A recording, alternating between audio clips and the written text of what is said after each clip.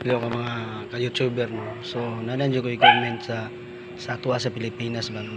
Ayun, wag niyo nang masamain to kasi ito lang kasi nakikita ko lang sa akin lang opinion to.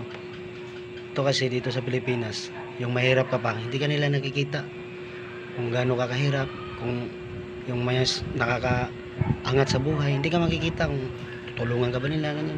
Pero pag umangat ka na sa buhay, yun, marami ka nang makikilala, kung anong sino-sino, kung ano ba, mga vlogger ka pa kasi umangat ka na. Diba, si Diwata? Kung sino-sino yung mga tumutulong sa kanya, yung mga artista, sino ba yung mga artista, mga vlogger dyan, daming tumutulong sa kanya, di ba? Pero, yung natutulog ba siya sa ilalim ng tulay, meron ba nakatulong sa kanya? Di ba, wala, sarili niyan sikap. Yun ang reality sa atin ang mas mahirap, dapat tulungan natin kung sino may nakakangat sa buhay. Kaya di na porket sumikat na, sus daming binibigay mga regalo. Ang hirap sa atin sa Pilipinas, sobrang hirap.